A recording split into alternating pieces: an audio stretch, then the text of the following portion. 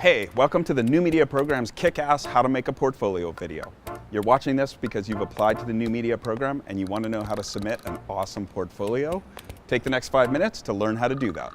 Before we get too far, I should introduce myself.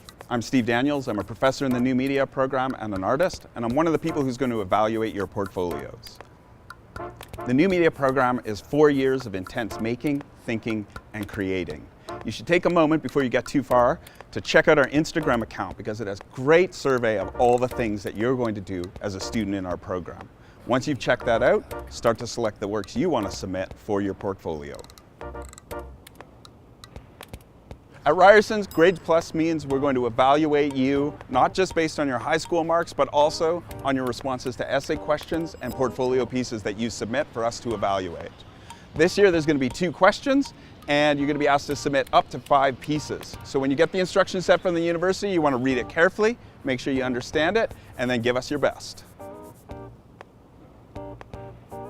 In the New Media Program, we feel your grades only tell us a little bit about what it takes to be a great maker. So when you get to our program, we're going to ask you to make all the time. Your portfolio pieces are a way for you to tell us what it is you love to make and give us a sense of who you are. The specifics change from year to year, so make sure you check the instructions, but we're usually going to ask you for 3 to 5 pieces. If you've got 4 awesome works and you're including 1 just to get to 5, you probably should leave that one out. If you've only got 1 or 2 pieces, you're going to want to add a couple more. So what are you going to show us? This is actually the hardest part for a prospective student. You're going to have to make some tough choices. You're going to want to give yourself a lot of time to make those choices. Don't start the night before. Go through your work and find the pieces that you feel really tell us about you as a creative maker. Every year we get hundreds of applications. We're going to sift through them and pick the 70 or 80 best.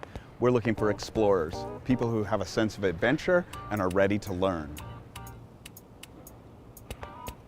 We want you to submit the pieces you're excited about, but it's important to understand that this isn't about production value. It's not about the perfect shot or the perfect light or the world's greatest script. We want to see your ideas and your passion coming to life in the pieces you bring to us.